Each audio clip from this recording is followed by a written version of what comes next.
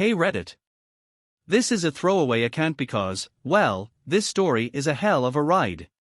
I never thought I'd be one of those people airing out their dirty laundry online, but I honestly don't know who else to talk to. I need to get this out. Maybe someone out there can offer some advice, or at the very least, help me feel like I'm not insane. So, I'd been married to my wife Amanda for 9 years. We met during our final year of college. She was magnetic.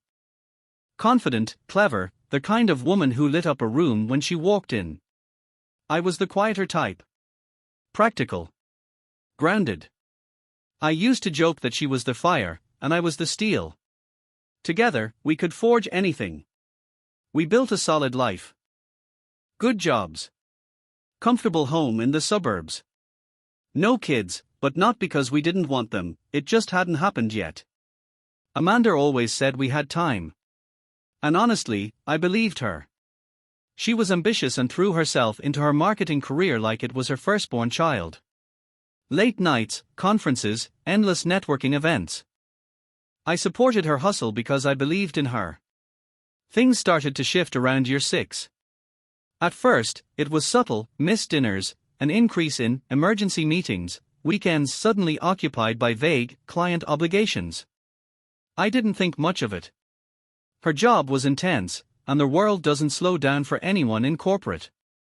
But then came the distance. Emotional, physical, even spiritual.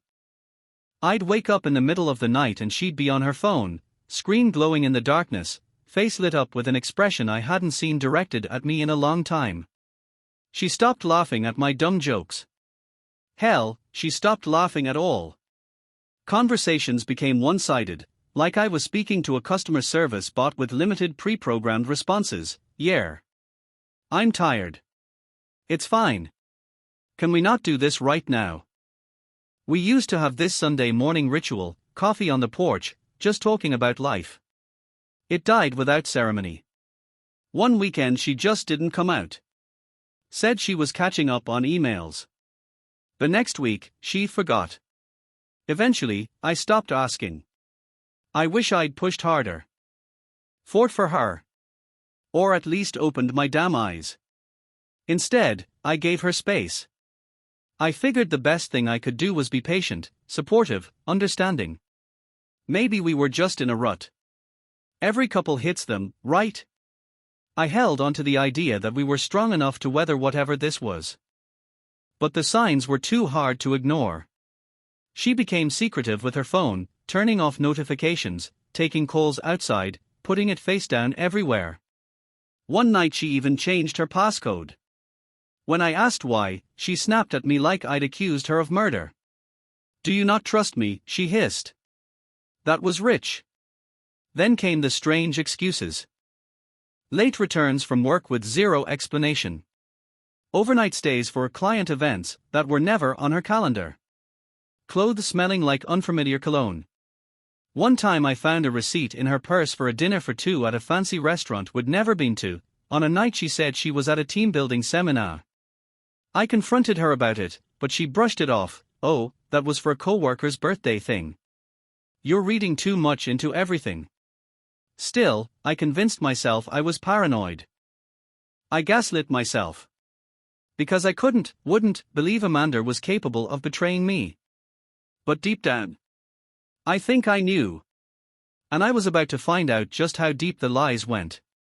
So here's the night everything started to really fall apart, the moment that ripped the blindfold off my eyes and made me realize I wasn't just dealing with distance or stress or some temporary rut. I was living in a house built on lies. It was a Thursday. I remember that because Thursday nights used to be our takeout and TV nights before she got too busy. She told me she was staying late for a team strategy session at work. I didn't ask questions anymore. She gave me the rundown while barely looking up from her phone, keys in hand, dressed a little too nice for a late meeting, in my opinion. Tight black dress, heels that clicked with authority, a perfume I hadn't smelled on her before. She saw me looking and rolled her eyes. "It's just dinner. With my boss. He's flying in from out of town." And with that, she was gone. Around 10:30 p.m., she came back home. Not hurried. Not apologetic. Calm, collected, like she'd just come back from yoga. I was sitting on the couch, half watching a rerun of some show I didn't care about, trying to keep my mind off everything. She walked in, tossed her purse onto the kitchen counter, said, "Hey," and made a beeline for the bathroom. Then something happened that rarely did anymore. She left her phone behind. It buzzed. Once. Twice. Then again. 5, 6, 7 times. I glanced over. The name, Jay, popped up on the screen with message previews that hit me like bricks. Last night was unforgettable. You left a mark on me, literally. I miss you already. And then, can't wait to feel you again. I just stared at the screen, heart pounding, mouth dry. I didn't need a private investigator. I didn't need to scroll further. It was there, in plain sight. That wasn't a client. That wasn't a boss. That was someone sleeping with my wife. I didn't touch the phone. I didn't storm into the bathroom. I just sat there like an idiot while the walls closed in on me. She came out, saw me staring off into space, and asked what was wrong. I lied. Said I had a headache. She barely acknowledged it. Just grabbed her phone, sat down next to me, and started texting. I knew exactly who she was talking to. Her thumbs moved quickly, and every few seconds she'd smile. She didn't even realize she was doing it. I guess when you think you've got your spouse wrapped around your finger, you don't bother hiding anymore. That night, I lay in bed next to her while she slept peacefully, drooling on the pillow like a woman without a care in the world. Meanwhile, I was awake, replaying everything over and over, every lie, every shift in behavior, every moment I'd ignored because I didn't want to face the truth. But I didn't confront her. Not yet. I needed more. Something definitive. I needed to hear her say it. And 2 days later, I did. It was a Saturday afternoon. Amanda said she had a Zoom call with clients and needed to take it from the guest room. She closed the door but didn't latch it fully. I wasn't trying to snoop, I just walked by and froze when I heard her voice. She was laughing. Like, full-on belly laughing. The kind of laugh I hadn't heard from her in months. Then she said, "He's clueless." I told him I was working late again, he didn't even blink. I felt something break in me right then. But it didn't stop there. She added, "If he ever finds out about the baby, I'm screwed." Baby? My knees actually buckled. I leaned against the hallway wall, heart hammering in my chest. There was no baby. At least not one I knew about. And we sure as hell weren't trying for one. So whose baby was she talking about? That's when it hit me. I thought she was cheating, but the truth was much worse. I didn't confront her right away after overhearing that call. I wanted to, God, I wanted to kick down that door and demand answers. But I didn't. Because something about that baby comment scared me more than the cheating itself. It felt like I was standing at the edge of a cliff, and if I made one wrong move, I'd fall and never come back up. So I played dumb. For the next few days, I kept a straight face, even when I felt like throwing up every time she looked at me. I started paying attention to her schedule, her phone, her tone of voice when she said, "I love you" before leaving the house, which, by the way, had become more of a formality than anything sincere. I even started looking through her trash, something I never imagined I'd do, trying to find, I don't know, something. And I did. I found a crumpled up prescription bag from a local clinic I didn't recognize. My heart dropped when I saw what it was: prenatal vitamins. Dated 2 weeks prior. No explanation, no mention, nothing. Just quietly hiding in the trash like she wanted it buried. I sat in my car for nearly an hour that night, staring at that damn bag. I kept thinking, was this baby mine? Could it be? But we hadn't had sex in over 3 months. Before that, it had been maybe once every few weeks, and even then it felt obligatory, like she was doing me a favor. The math didn't check out. I started questioning everything. Was she pregnant now? Had she miscarried? Was she planning to get pregnant and trap this other guy? Why the secrecy? The next day, I called the clinic. I knew it was a breach of privacy, but I didn't care. I pretended to be her and asked to reschedule my follow-up appointment. The woman on the phone said, "Oh yes, Amanda, your follow-up with Dr. Learman about the prenatal evaluation is set for Wednesday at 2 p.m. So yeah, she wasn't planning to get pregnant. She was pregnant. I couldn't keep quiet anymore. That night, I waited for her to come home. She waltzed in around 9 p.m., makeup smudged, hair messy, looking way too satisfied for someone who supposedly had back-to-back meetings all evening. I said her name. Just once.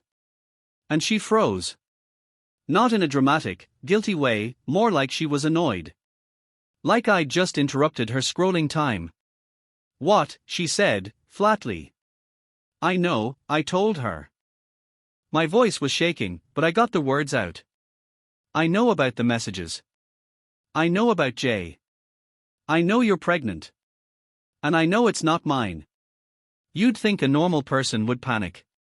Cry. Apologize. Anything. Not Amanda. She stared at me for a second, then rolled her eyes. "Oh, that's what this is about," she scoffed. "Jesus. I was wondering when you were going to grow a pair." Her tone was ice cold. No guilt. No shame. Just contempt.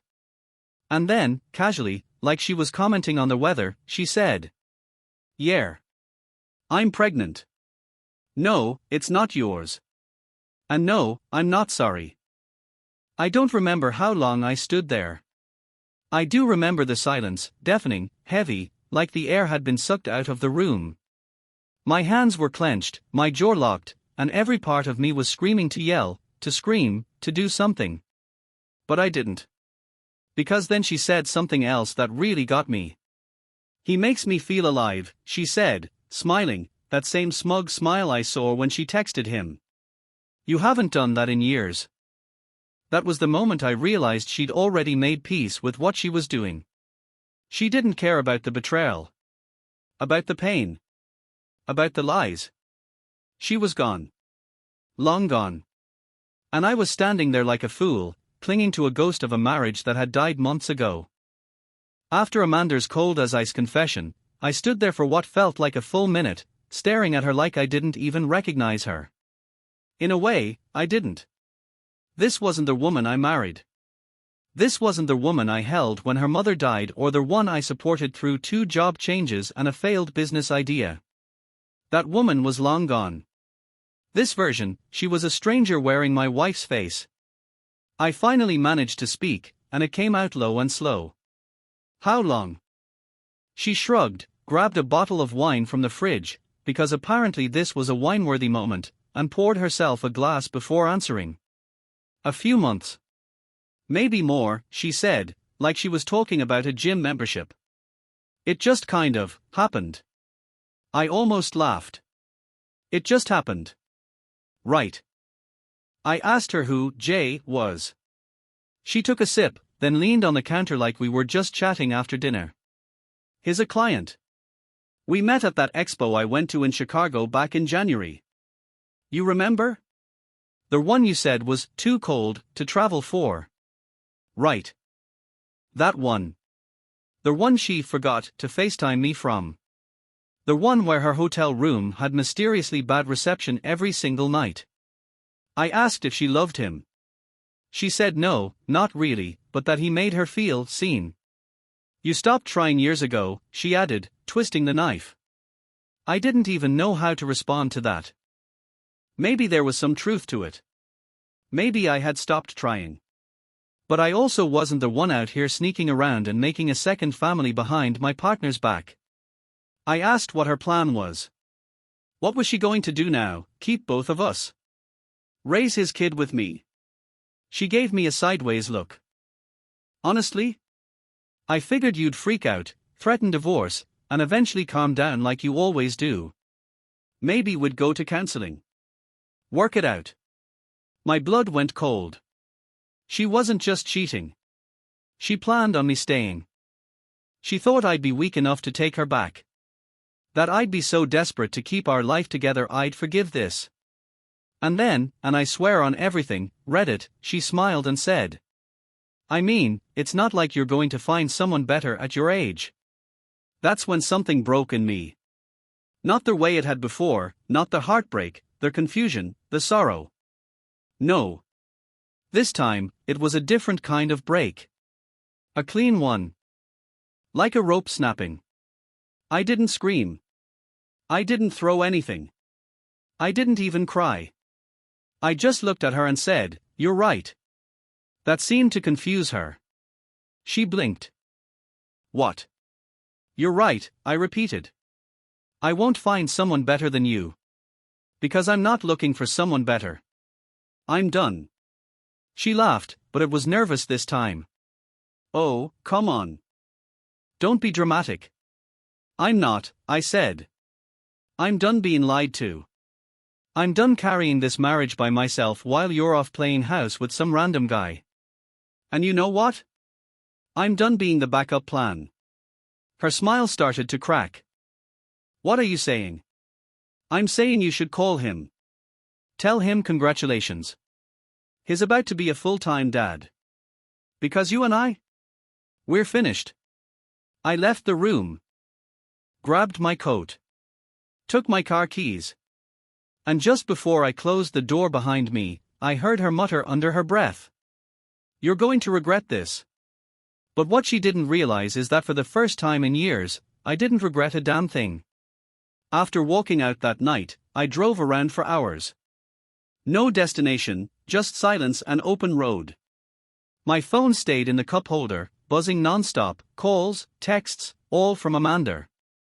The first few were demanding. Then pleading. Then angry again. The cycle you'd expect from someone losing control. I ignored every one. By the time I finally pulled into a motel around 2 a.m., I had 18 missed calls and a handful of voice messages I didn't bother playing. I needed sleep. I needed peace. I needed space to figure out how the hell to untangle myself from this wreckage. The next morning, I went home early, not to talk, not to see her, but to grab essentials. She wasn't there. Just as well. I moved fast. Clothes, laptop, a few documents. Left my ring on the nightstand. One last look at the place I used to call home, and I was out. She texted me at noon. So this is it. You're just gonna throw away 9 years. No apology. No accountability. Just guilt-tripping, as if I had torched the marriage. I didn't answer. She followed up an hour later with, "Let's be adults and talk about this. You don't need to run away like a child." That one made me laugh. I was running away. I stayed with my buddy Dave for a couple of days. He'd been through a divorce before and didn't ask too many questions, which was exactly what I needed. He gave me a beer, a spare key, and a blanket, and that was that. The night I told him everything, he just stared at me and said, "You're way too calm for a guy whose wife is pregnant with someone else's kid." "Not my problem anymore," I said. And I meant it. Meanwhile, Amanda turned up the heat. She started calling Dave's number when I stopped replying to her.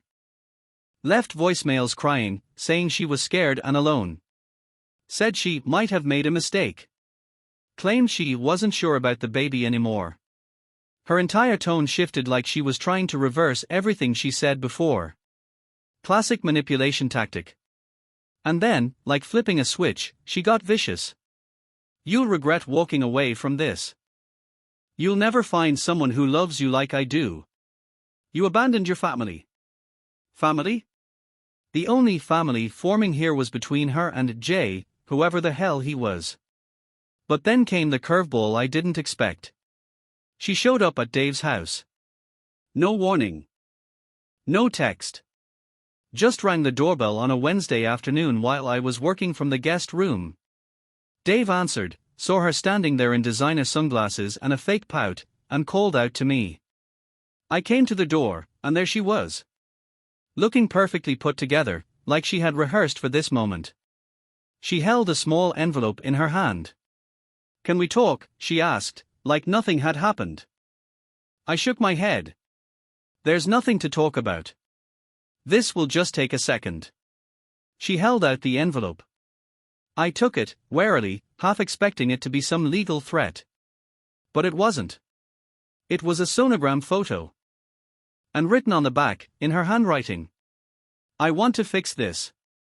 Please don't leave us." Us?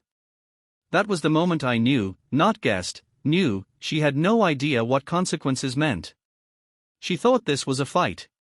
She thought there'd be make-up sex and counseling and tears and second chances. She thought I'd stay. But I wasn't going back. Not this time. After she dropped off the sonogram and her little guilt note, I didn't hear from Amanda for 2 days. It was the quietest it had been since I left, and I started to believe maybe, just maybe, she was coming to terms with it. That the storm had passed. I should have known better. Because on that third day, she launched her next move. One I didn't see coming. I got a call from my boss. He sounded off. Cold. Said he received an anonymous email from someone claiming I was emotionally unstable and potentially violent. That I was harassing my pregnant wife and making threats to hurt her and the unborn child. The email included screen grabs of our text messages, cherry-picked, twisted out of context, with a few obvious edits I could spot a mile away.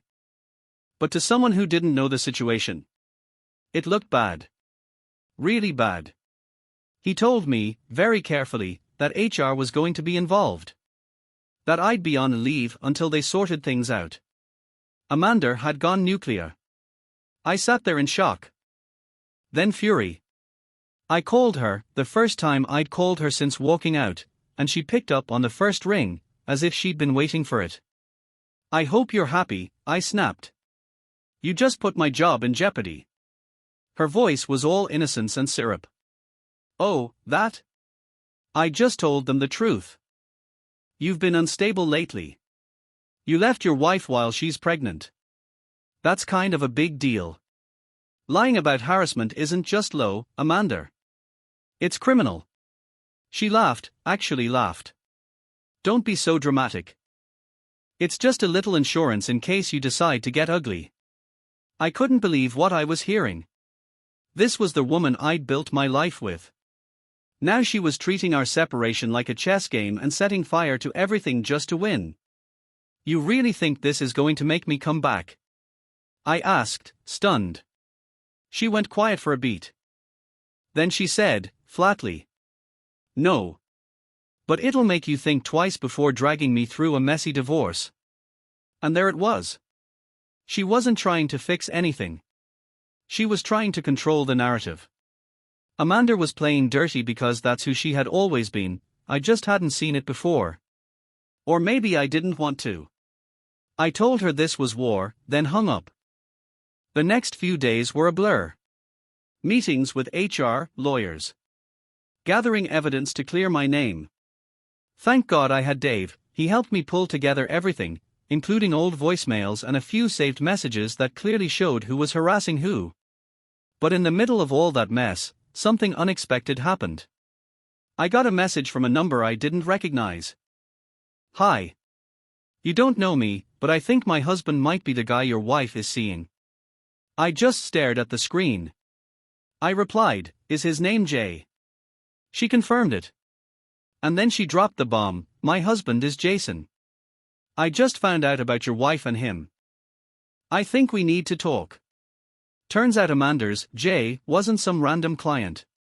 He was a married man. With 2 kids. And a wife who had just learned, the same way I had, that her world was a lie. I wasn't just dealing with a cheating wife anymore. I was part of a twisted web of betrayal with more layers than I ever expected. When I met Jason's wife, her name's Melissa, it felt like looking into a mirror. Same hollow eyes. Same exhaustion. Same shaky mix of rage and disbelief. We agreed to meet at a neutral spot, a quiet little cafe on the edge of town, the kind of place where people still say hello to strangers and refill your coffee without asking. She got there first. Mid-30s, sharp features, dressed in business casual that didn't quite hide the tension in her shoulders. She looked like someone who used to smile a lot. Not anymore. "Thanks for meeting me," she said, extending a hand that trembled just slightly. "We Saturday." She got straight to the point. "So, Jason and Amanda. I've confirmed they've been meeting at a hotel on the east side. Same one every time. He didn't even try to hide the receipts." My stomach turned. "They've been seeing each other for at least 5 months, she continued. "I confronted him 2 nights ago. He admitted to the affair. Said it was a mistake, that it didn't mean anything. But when I asked him about the baby, she shook her head, eyes glossy. He didn't deny it. Said he didn't know for sure, but that Amanda wasn't stupid enough to mess that up. I told her everything I knew, from the texts to the overheard call to the sonogram stunt. She listened quietly, nodding occasionally, gripping her mug like it was the only thing keeping her grounded. "I'm sorry," I said. "You didn't deserve this. Neither did you." We sat in silence for a minute. A quiet understanding settled between us, 2 strangers, wrecked by the same 2 people, trying to make sense of something senseless. Then Melissa leaned in, eyes sharper now. "I want to ruin them." I blinked. "Come again." "I mean it," she said. "They wanted to play games. Lie to our faces. Destroy our families like it's nothing. I'm not sitting quietly while they walk away clean." It took me a second, but then I nodded. Because honestly, so did I. We spent the next hour comparing notes, piecing together timelines, gathering anything we could that proved the affair and the pregnancy. She had screenshots, emails, even a voicemail where Amanda called Jason baby daddy. I had texts, photos, the prescription bag, the fake HR complaint, everything. We realized something even more twisted. Amanda and Jason weren't just fooling around, they were talking about a future. He told Melissa he was considering divorce in a few months, once the baby was confirmed. Amanda had even floated the idea of starting over somewhere new. They were planning an escape hatch. One that included leaving us behind like used furniture. By the end of that meeting, Melissa and I had a plan. Not just for divorce, but for exposure. She worked in finance, had access to some legal minds. I had screenshots, dates, a growing list of people Amanda had lied to. We'd been betrayed. Humiliated. But we weren't going down quietly. Before we left, she said something I won't forget. "They thought we'd break. But we're going to bury them in their own mess." And for the first time since this nightmare began, I felt something close to hope. Melissa and I spent the next 2 weeks gathering evidence, laying the groundwork. I contacted a lawyer, filed for divorce, and gave him everything: the affair, the pregnancy, the harassment. The HR claim Amanda filed against me. It was shredded once my lawyer dropped the bomb about her infidelity and her intent to pin fake abuse on me. HR quietly concluded the investigation and reinstated me. That was win number 1. Meanwhile, Melissa was playing her own long game. Jason still didn't know she had spoken to me. She acted like the betrayed, confused wife, devastated but willing to work things out. He bought it, because of course he did. She kept him close, feeding him just enough comfort to keep his guard down. Then came the plan, a dinner. Amanda texted me one afternoon out of the blue. Said she wanted closure and hoped we could talk like adults. I told her I'd think about it. That same night, Melissa called. He's bringing her to my sister's birthday dinner this Saturday. Amanda thinks it'll be a low-key, intimate thing, just Jason's family and a few friends. But I've invited a few extras. Extras being me, Dave, a couple of Jason's co-workers who suspected the affair but never had proof, and Amanda's old friend Claudia, someone who always said Amanda was too good at pretending. I hesitated. Was this petty? Vindictive? Probably. Did I care? Not anymore. So I said yes. Saturday rolled around, and I walked into that dinner with a folder in my hand and a fire in my chest. It was held at Melissa's sister's house, a classy place, open-plan kitchen, long dining table set for 10. Amanda and Jason were already there when I arrived. The second Amanda saw me, her smile cracked. Jason turned pale. Amanda tried to recover with a forced laugh. "Wow, this is awkward," she said, wine glass trembling just a bit in her hand. "Not yet," I replied. I took my seat, right across from them, and just smiled. Dinner started off normal enough, at least on the surface. Small talk. Polite laughter. Melissa was the picture of grace, calm, poised, even cracking jokes. Amanda, meanwhile, kept glancing at me like I was holding a live grenade. About 20 minutes in, Melissa tapped her glass and stood up. "I just want to say how grateful I am to have family and loyal friends here tonight," she said, emphasizing the word.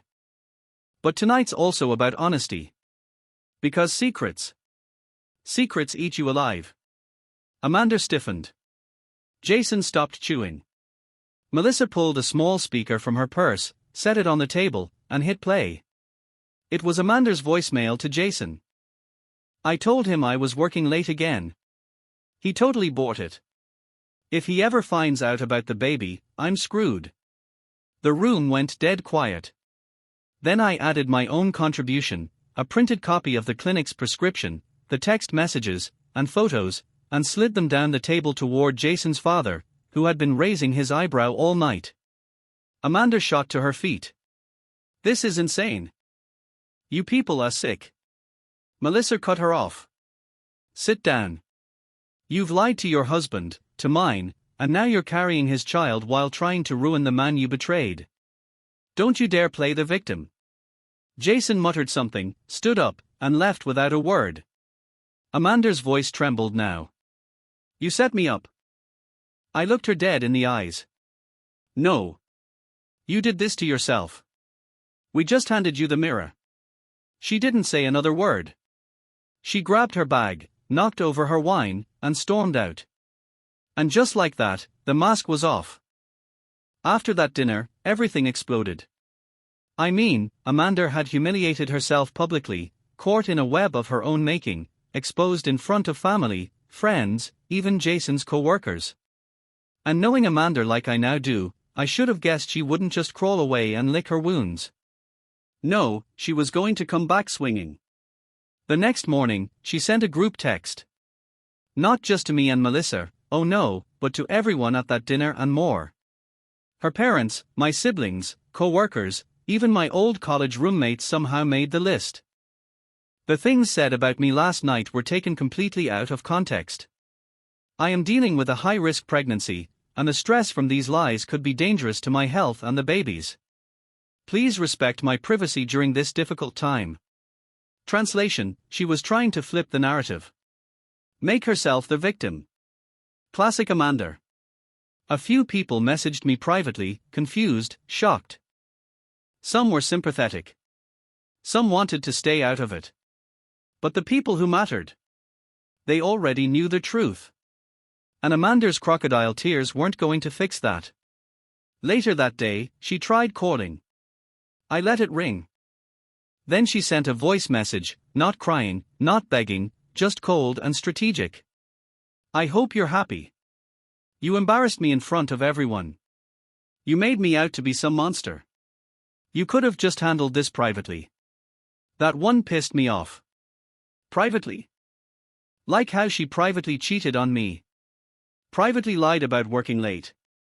Privately accused me of being unstable to HR? She still didn't get it. She was never sorry. She was sorry she got caught. Meanwhile, Melissa's side of the storm was just as intense. Jason moved into a hotel for a few days, then back to his parents. He tried calling her too. Tried pulling their "I made a mistake" card. But Melissa wasn't biting. She'd already filed for divorce, just like I had. She wasn't just done emotionally, she was legally done. Then Amanda upped the stakes again. I received a letter from her lawyer. A formal request for financial assistance during her pregnancy. She wanted spousal support. Claimed she had sacrificed years of career opportunities to support our household, which was a joke. She made more than me for most of the marriage, and that I had abandoned her in a vulnerable medical state. The gall. She wanted me to pay her while she carried another man's baby. Like I was some kind of emotional insurance policy. My lawyer almost laughed when he saw the paperwork. If she wants support, she better be asking Jason, he said. This won't hold up for 5 seconds. We drafted a formal response.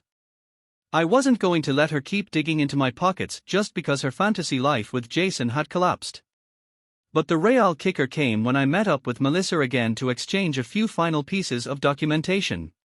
She looked more relaxed now, tired, but lighter.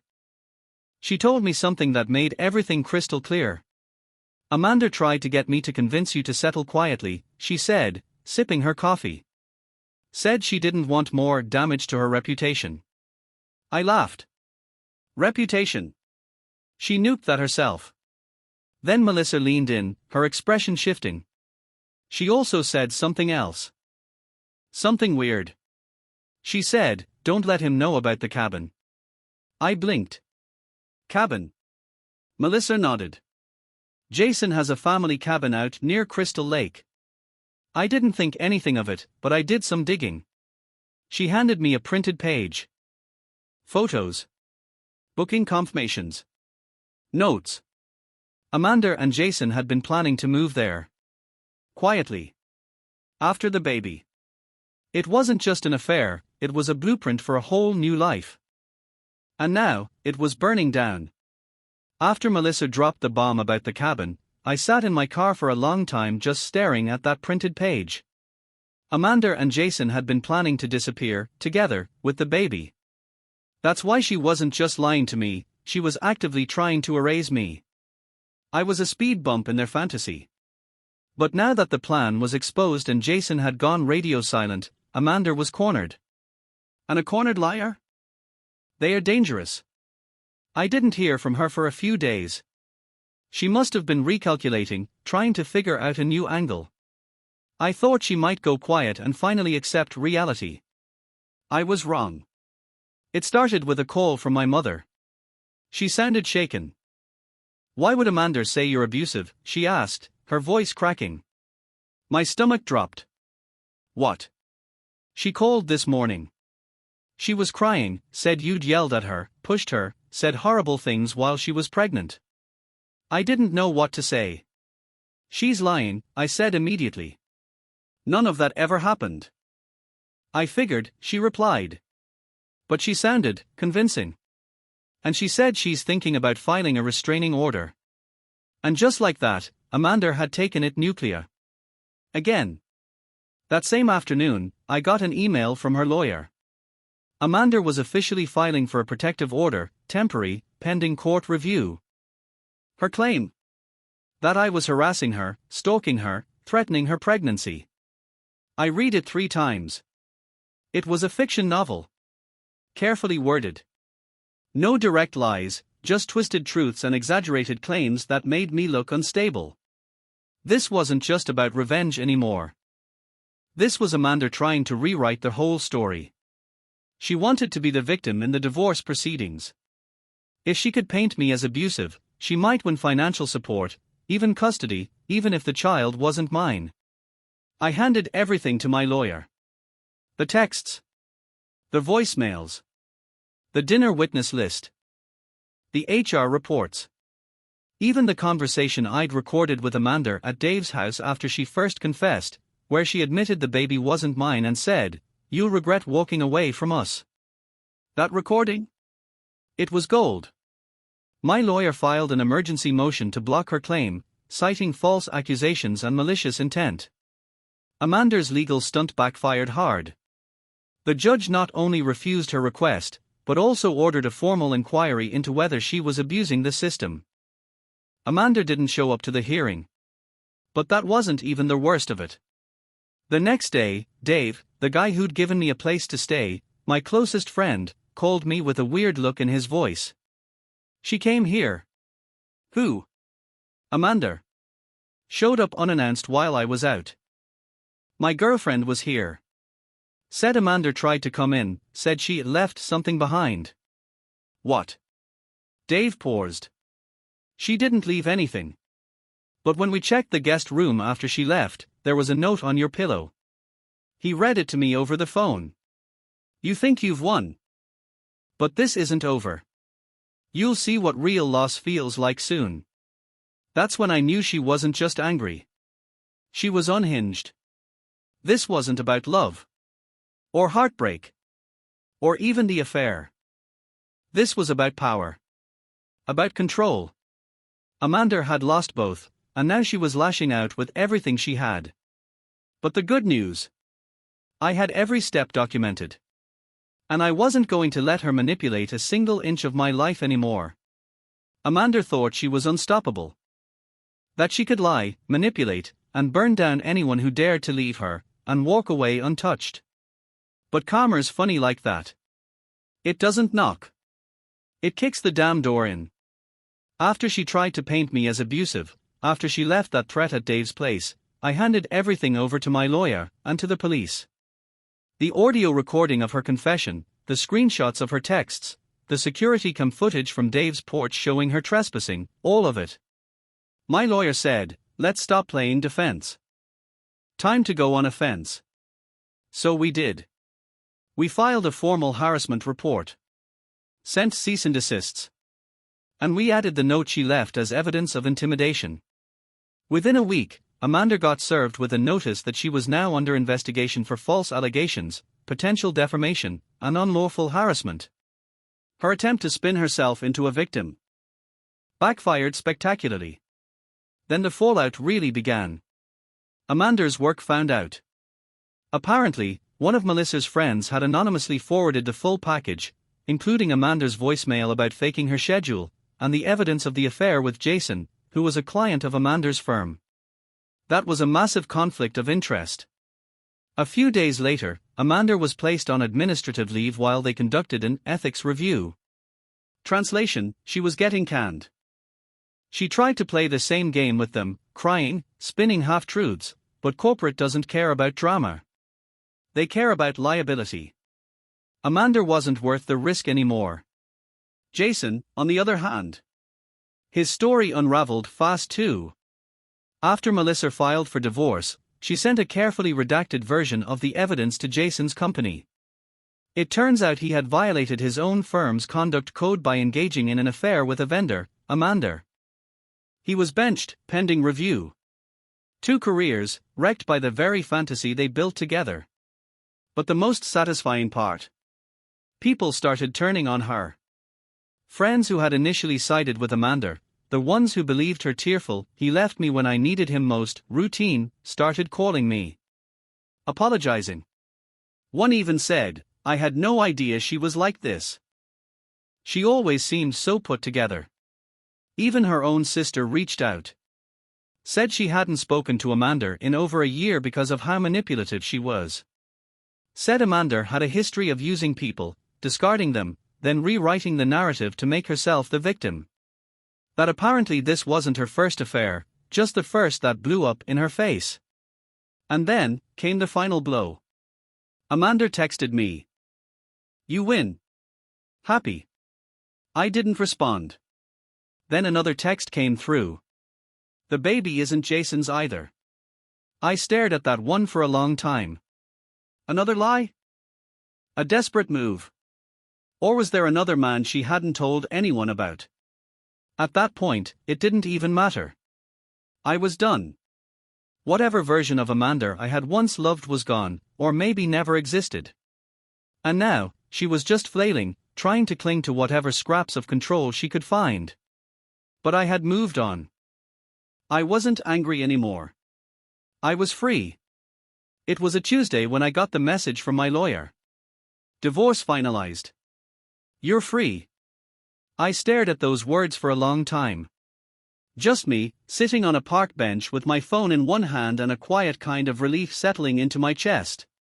I should have felt triumphant. I should have jumped up and shouted to the sky or gone out drinking with Dave. But I didn't. What I felt was stillness. Peace. The quiet that comes after a hurricane flattens everything. The storm had passed, and there was nothing left to destroy. We settled without a trial, mostly because Amanda didn't want the mountain of evidence made public. She agreed to walk away with nothing but her personal belongings and whatever was in her savings account. No spousal support. No claim to their house. And the baby? That wasn't mine.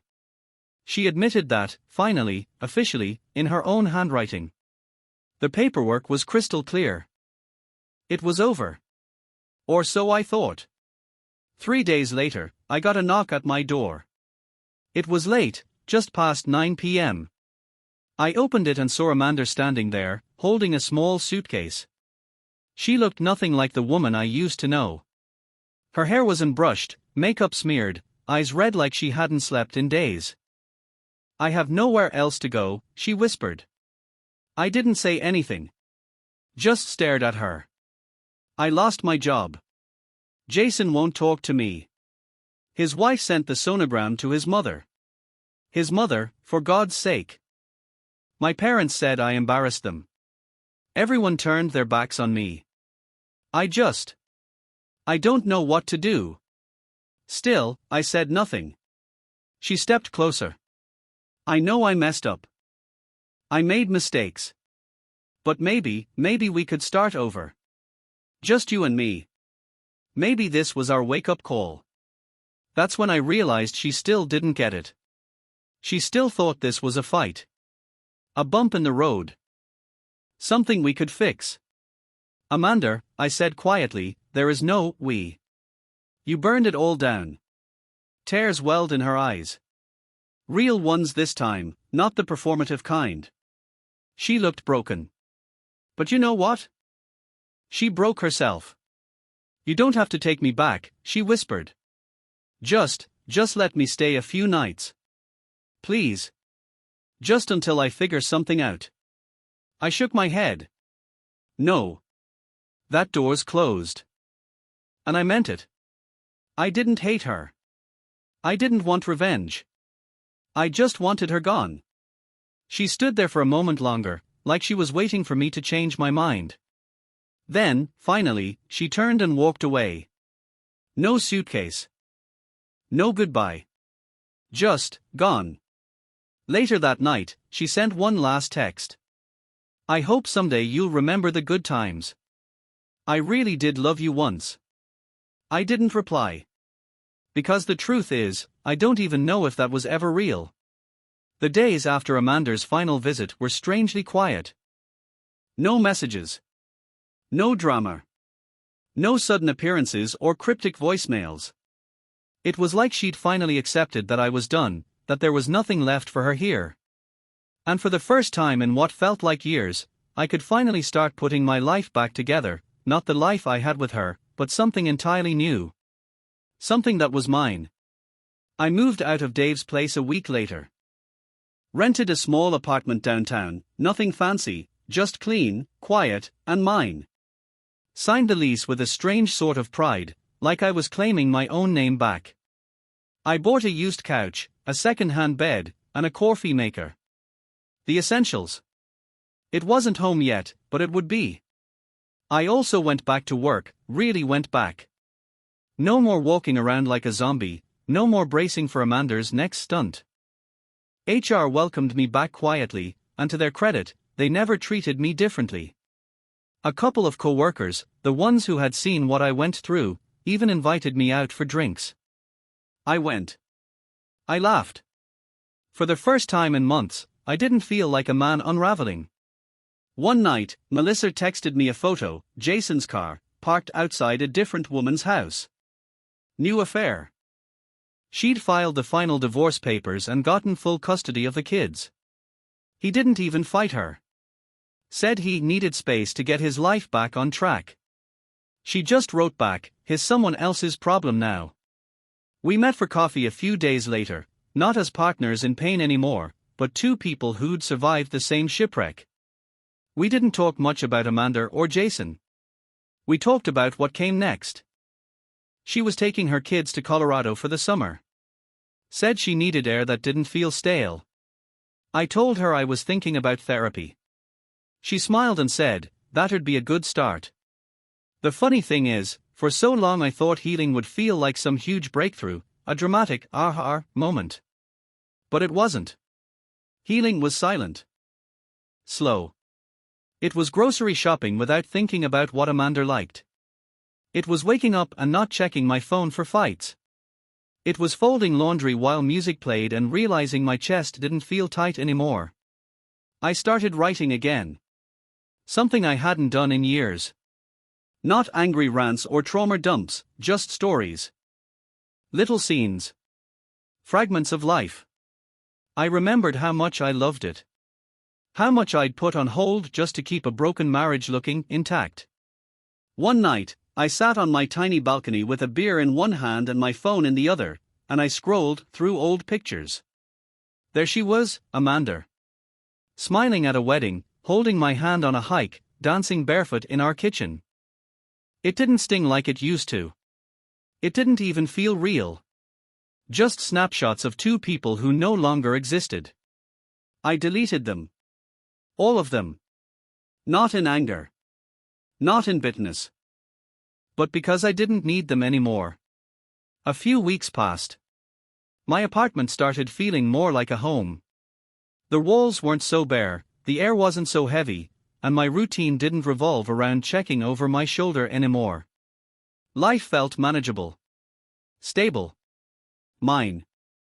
And just when I thought the dust had finally settled, I got one last surprise. It was a Sunday morning, early, quiet. I was making coffee and halfway through reading an article on my phone when a notification popped up. New message request. From Claudia.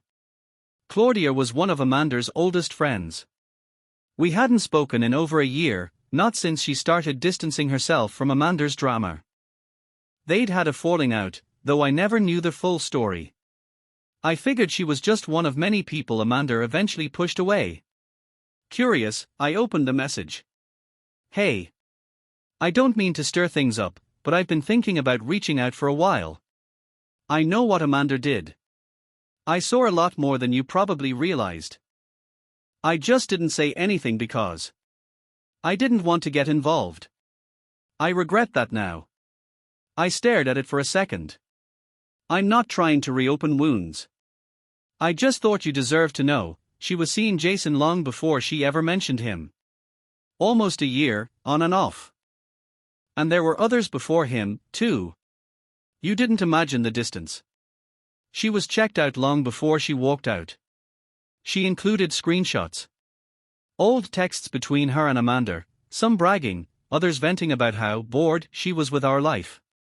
One even said, "I swear, if he doesn't notice I've been gone 3 nights this week, I might lose my mind."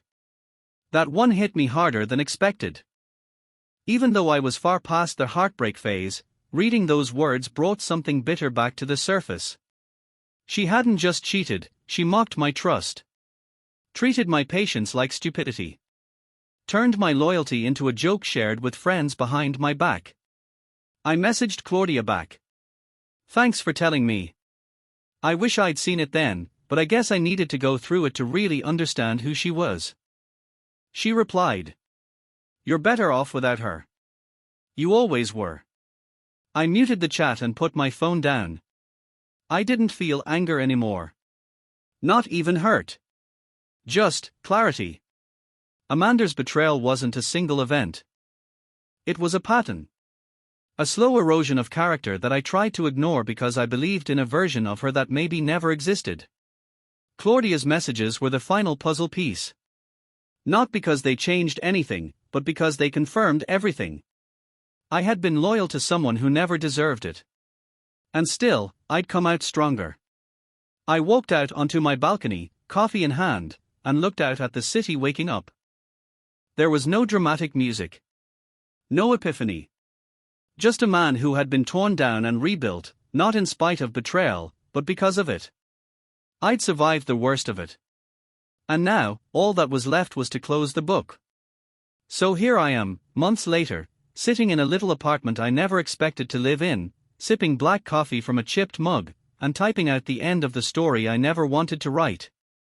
And yet, in a strange way, I'm glad I did. Because somewhere out there, someone might be going through the same storm I went through, feeling lost, betrayed, like their world's been flipped inside out, and maybe this will help them realize they're not alone. If you're that person, this part is for you. When Amanda cheated, when she lied, manipulated, turned cold and calculated, I thought the worst part was the betrayal. And don't get me wrong, that part hurt like hell. But it wasn't the worst of it. The worst part was doubting myself. Questioning my instincts. Gaslighting myself into believing I was imagining things. Convincing myself that love was supposed to feel like being constantly on edge, constantly proving your worth to someone who stopped valuing you a long time ago. That's what emotional erosion looks like. It's not always screaming matches or slamming doors. Sometimes it's silence. A shoulder turned in bed. A conversation avoided.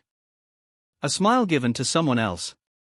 And you ignore it, again and again, because hope is blinding. But once the blindfold falls off, you see things clearly. You see who was in your corner, and who never really was. You see how much you gave, and how little was returned. And most of all, you see yourself. Not the broken, rejected, humiliated version your cheating spouse tried to reduce you to. But the person you were before them, maybe even better than that. If there's one thing I learned, it's this. You don't owe anyone your dignity. Not in the name of working things out. Not in the name of staying strong. And certainly not in the name of keeping a marriage intact that was already dead behind the eyes. I walked away. I let her lie. I let her cheat. And then I let her face the wreckage she created. And you know what? I didn't raise my voice. I didn't get revenge. I didn't become the monster she tried to paint me as. I just stepped aside and let her ruin herself. That's the real power in all of this. Knowing you never have to become them to beat them. If you're hurting, if you've been betrayed, if you're waking up in the middle of the night wondering what you did wrong, take a deep breath. The pain is loud now. But the peace that follows, it's deafening.